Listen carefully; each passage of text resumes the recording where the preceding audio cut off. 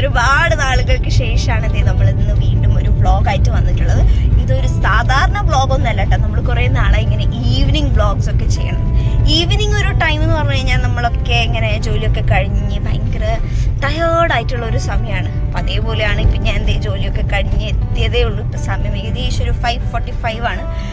അപ്പോൾ ഈവനിങ് സമയത്ത് എവിടെയെങ്കിലും നല്ല ചൂടോടെ ഒരു ചായ, ഇപ്പൊക്കെ അറിയാം നല്ല ചൂടാണ്, ഒടുക്കത്തെ ചൂടാണ്, എന്നാൽ പോലും ചൂടോടെ ഒരു ചായ ചെറിയൊരു കടിയൊക്കെ ആയിക്കഴിഞ്ഞാൽ നമുക്ക് പിന്നെ വേറെ ലെവലാണ് അല്ലേ, ഭയങ്കര ഒരു എനർജി തന്നെയാണത്.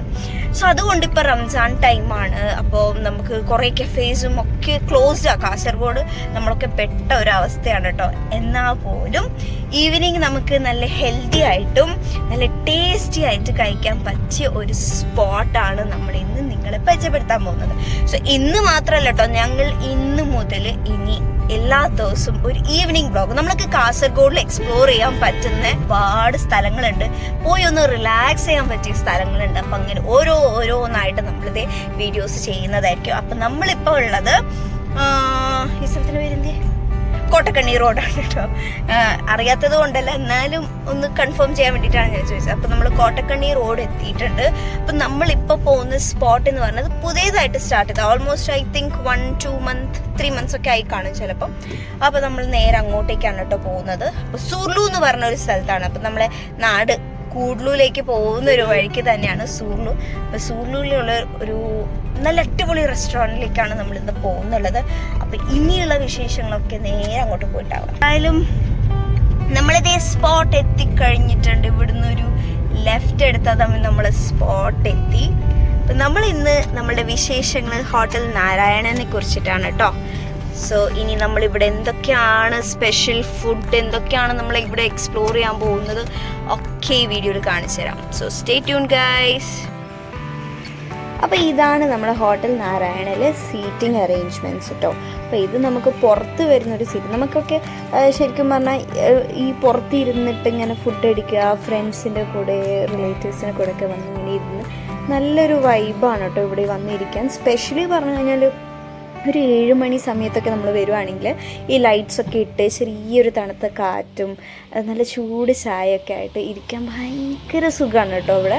അതുകൊണ്ടാണ് നമ്മൾ വീണ്ടും ഇവിടെ വരുന്നത്. അപ്പം ഇവിടെ സീറ്റിംഗ് എന്ന് പറഞ്ഞാൽ പുറത്ത് മാത്രമല്ല, അകത്തും സീറ്റിംഗ് ഉണ്ട്. അത് ഞാൻ കവർ ചെയ്യാൻ വിട്ടുപോയതാണ്. ഇത് നമ്മൾ എൻ്റർ ചെയ്യുന്ന ഭാഗത്താണ് കേട്ടോ. ഇവിടെയും നമുക്ക് ഇരിക്കാൻ ഇഷ്ടംപോലെ സ്ഥലമുണ്ട്. ഇനി പുറത്തിരിക്കാൻ ആഗ്രഹമില്ലാത്ത ആൾക്കാർക്ക് വേണമെങ്കിൽ അകത്തും ഇരിക്കാം. അപ്പോൾ ഈ ലൊക്കേഷൻ വരുന്ന എവിടെ വെച്ചാൽ ഞാൻ നേരത്തെ പറഞ്ഞ സൂർലു ടെമ്പിൾ എല്ലാവർക്കും അറിയായിരിക്കും. സൂർലു ടെമ്പിളിൻ്റെ കുറച്ച് മുന്നേ ആണ്. അപ്പോൾ ഇതേ നമ്മൾ ഓർഡർ ചെയ്തേ നമ്മുടെ ഫുഡ് ഇതേ എത്തിയിട്ടുണ്ട്. അപ്പോൾ നമ്മൾ ഓർഡർ ചെയ്തിട്ടുള്ളത് നല്ല ചിക്കൻ പുളിമുഞ്ചിയും അതേപോലെ നെയ്പ്പത്തലാണ് കേട്ടോ. അപ്പം നെയ്പ്പത്തലിൻ്റെ ക്രിസ്പിനെസ് ഞാൻ ഇപ്പം ഇത് പൊട്ടിച്ച് കാണിച്ചു തരാം. അതെ, നല്ല ക്രിസ്പിയും ഭയങ്കര ചൂടായിരുന്നു കേട്ടോ. അപ്പോൾ ഇനിയാണ് ടേസ്റ്റിംഗ് ടൈം. അപ്പം നിങ്ങൾക്കൊക്കെ അറിയായിരിക്കും പുളിമുഞ്ചി എന്ന് പറഞ്ഞു കഴിഞ്ഞാൽ നമ്മുടെ കർണാടകയിലെ മാംഗ്ലൂരിലെ ഭയങ്കര സ്പെഷ്യലാണ് മുളകിൽ വെച്ച ചിക്കൻ കറി.